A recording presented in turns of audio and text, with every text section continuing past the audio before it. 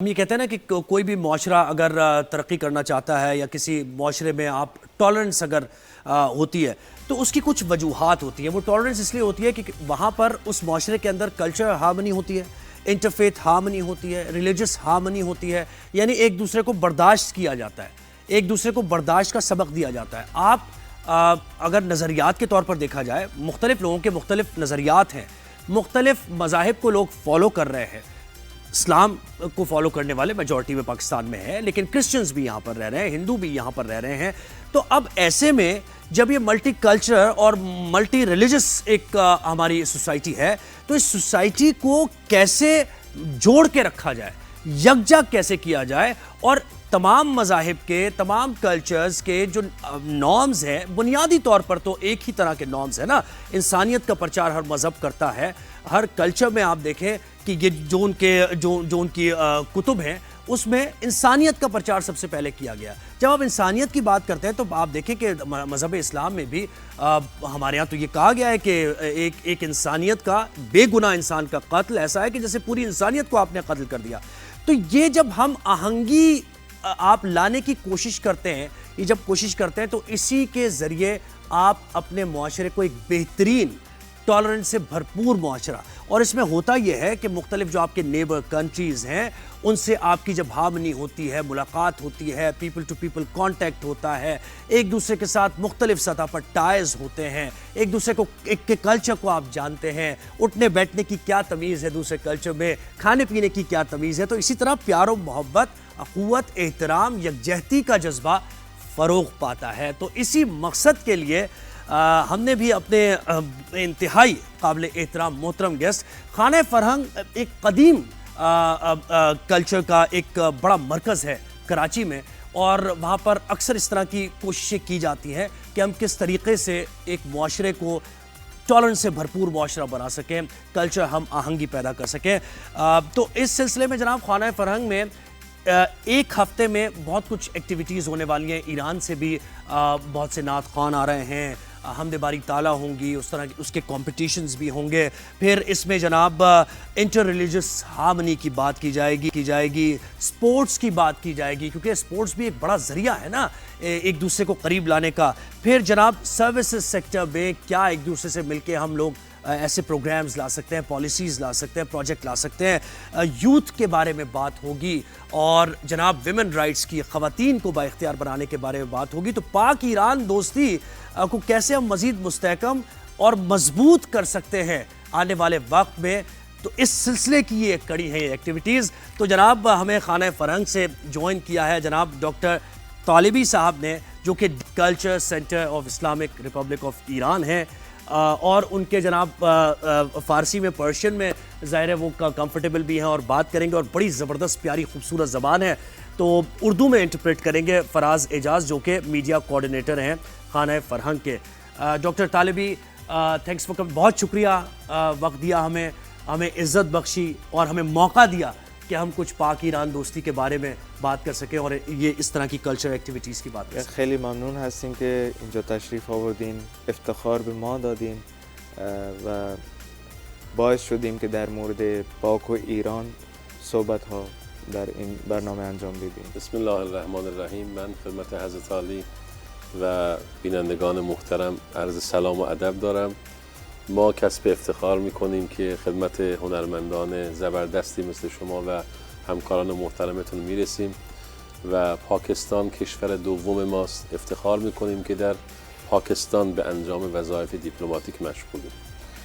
سب سے پہلے آپ کا بہت شکریہ ادا کر رہے ہیں, اور آپ کی پوری ٹیم کا, اس چینل کے ہیڈ کا شکریہ جنہوں نے یہاں پر دعوت دی, اور باعث افتخار ہے ہمارے لیے بھی کہ یہاں پر آپ کے ساتھ موجود ہیں. پاکستان دراصل جو ہے وہ ہمارا دوسرا ملک ہے, اور یہاں پر آنا, یہاں پر خدمات کرنا ہمارے لیے باعث فخر ہے. ماشاءاللہ ماشاءاللہ. ہم تو ہمیشہ خوش آمدید کہتے ہیں اپنے گیسٹ کو جو بھی ایران سے آتے ہیں, اور ایک خاص دلی رشتہ ہمارا ہے. اچھا مجھے یہ بتائیے کہ یہ جو خانہ فرہنگ میں ایک ہفتے کے دوران کیا کچھ ہونے جا رہا ہے پاک ایران دوستی کو لے کر, کلچر ہارمنی, انٹر ریلیجس هارمنی, اس کے بارے میں تھوڑی سی بات. یعنی در مورد این هفته برنامه های شما چی هستن در مورد مثلا روابط‌های بین المذاهب که انجام میشن برنامه‌های قرآنی رو مطرح بفرمایید. بله ما خانه فرهنگ در واقع یک مرکز فرهنگی و کالچر هست دیگه، یعنی هم قرآن هست، هم دانشگاه هست، هم یونیورسیتی، دانشگاه، فرهنگ، ادب، همه چی تو خانه فرهنگ هست. ما در ماه مبارک رمضان چون فضای قرآنی، ماه نزول قرآنه، رنگ و بوی فعالیت‌های خانه فرهنگ رنگ و بوی قرآنی میگیره. یکی از اون فعالیت‌ها دعوت از گروه‌های تواشی و قاریان قرآن، حافظان قرآن هست که میان و انجام وظیفه میکنن که من توضیح خواهم داد. بالکل خانہ فرنگ جیسا کہ ابھی آپ نے بھی فرمایا کہ ایک قدیم یہاں پر ایران کی جانب سے، اور یہاں پر مختلف ایکٹیویٹیز ہوتی رہتی ہیں، مثلا علمی لحاظ سے، یونیورسٹیز کے لحاظ سے، اور بہت ساری اس کے علاوہ. لیکن ماہ رمضان میں بالخصوص، کیونکہ ماہ رمضان ماہ قرآن ہے، تو اس سلسلے میں ہم وہاں سے قاریان عظام کو دعوت دیتے ہیں. وہ یہاں پر آ کر جو ہے وہ قرآن کی ترویج کے لیے یہاں پر خدمات پیش کرتے ہیں. اور اس میں ایک اور سوال یہ کہ دونوں ملکوں کے جو عوام ہیں ان کو جوڑنے میں اس طرح کی جو سرگرمیاں ہیں کتنی ضروری ہیں؟ اینکه یه سوال دیگه که این چیزها چقدر لازم داریم که هر دو تا کشور با هم یه ارتباط خوبی پیدا کنن. خیلی سوال خوبی کردید. ببینید قرآن کتاب مشترک همه مذاهب اسلامیه، یعنی شیعه اثناعشری، شیعه آقاخانی، بریلوی، دیوبندی، اهل حدیث، هر کسی قرآن رو قبول داره دیگه، اختلافی نیست. اتفاقا ما توی ایران قرآن چاپ عربی سعودیه میخونیم به رسم الخط عثمان طاها، یعنی ما خودمون خونه ما قرآنی هست که سعودی عربیه چاپ کرده، یعنی قرآن هم قرآن یک قرآنه. وقتی ما همچین کتابی داریم که هممون رو قبول داریم، چرا با این اتحاد نکنیم؟ چرا بر اختلافات بدمیم؟ و ما جمهوری اسلامی ایران دیپلماسی قرآنی داره، یعنی میگه آقا قرآن واحد، خدای واحد، قبله واحد، پیغمبر واحد، بیاییم بر محور قرآن متحد بشیم و در برابر دشمنان اسلام بایستیم. این دیپلماسی قرآنی جمهوری اسلامیه. بالکل بہترین آپ نے سوال کیا. فرما رہے ہیں کہ قرآن جو ہے وہ ایک میوچول پوائنٹ ہے سارے مسلمانوں کا، حتیٰ وہ شیعہ ہو، سنی ہو، بریلوی ہو، اہل حدیث ہو، کسی بھی مکتب سے اس کا تعلق ہو.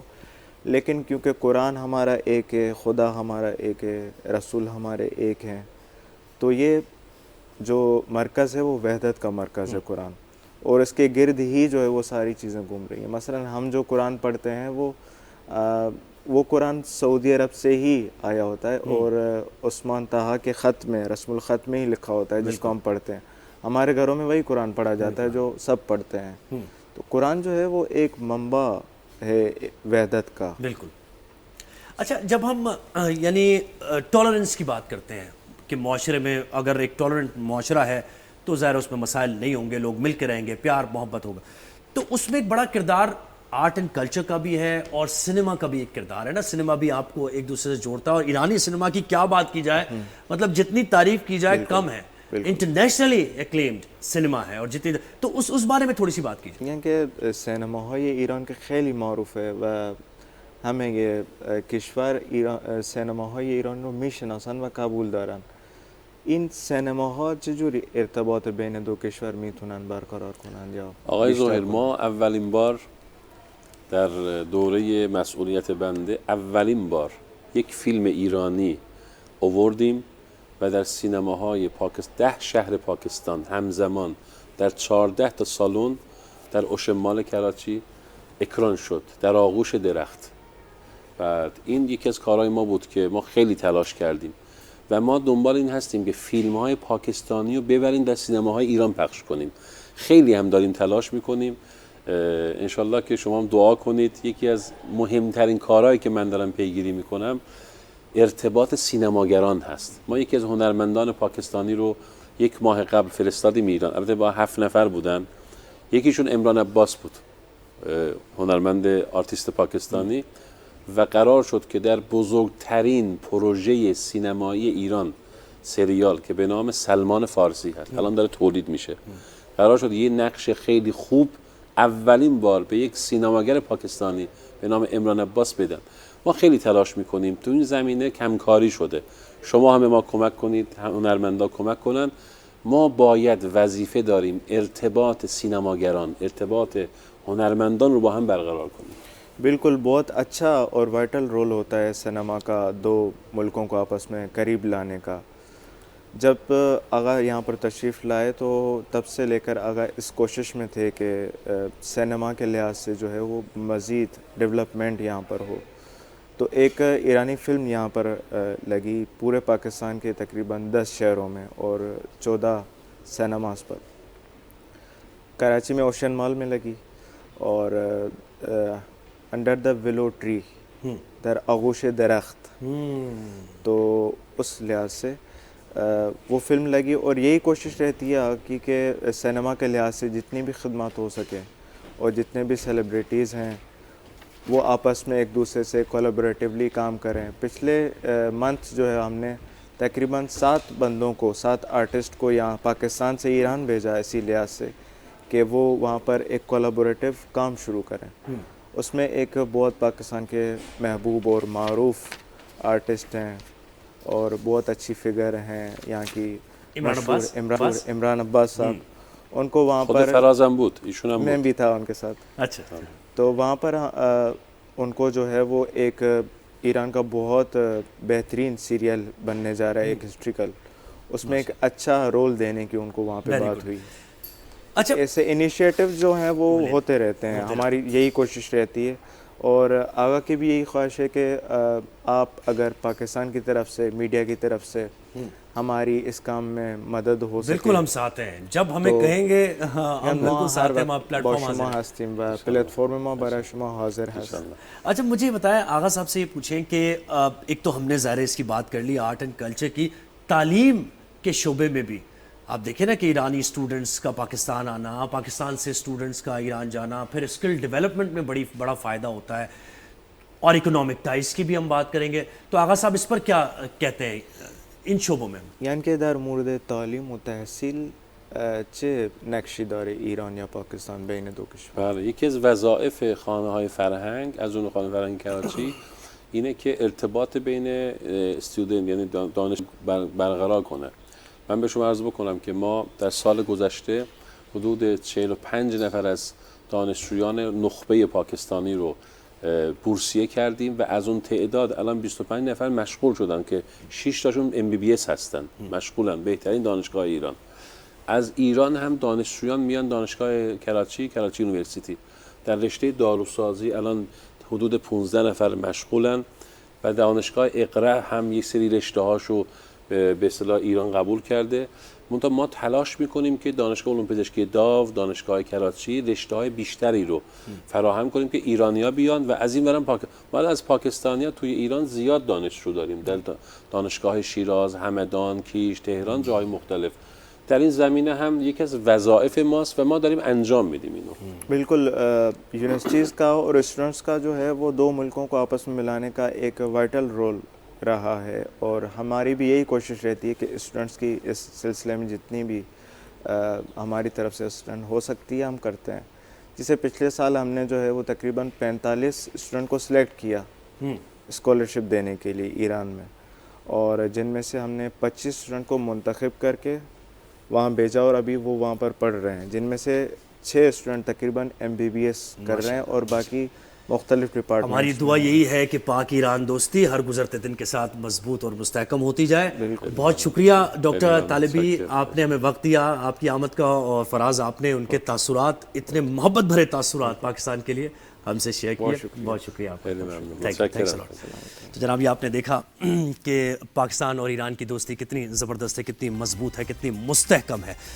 اچھا جی دیکھیں کچھ فیکٹس بھی اہم ہوتے ہیں بتانا آپ کو، اور کچھ دن ایسے ہوتے ہیں جن کی اہمیت بہت زیادہ ہوتی ہے. 27 رمضان المبارک شب قدر میں دنیا کی واحد اسلامی نظریاتی ریاست مملکت خداداد پاکستان مارز وجود میں آئی. یہ فیکٹ ہے. دنیا میں واحد پاکستان ایک ایسا ملک ہے جس کی بنیاد پاکستان کا مطلب کیا، لا الہ الا اللہ پر رکھی گئی. دو قومی نظریہ یہ بذات خود قیام پاکستان کے مقاصد کو واضح کر دیتا ہے. تو بہت سے ایسے فیکٹس ہیں، بہت ہی ایسی زبردست چیزیں ہیں جو آپ کو بتاتے رہیں گے، اور ان دنوں کی مناسبت سے تو یہی ہے کہ اپنی عبادات میں زیادہ مصروف ہو جائیے، مشغول ہو جائیے، اللہ سے اپنے رابطے کو مزید مضبوط کیجیے.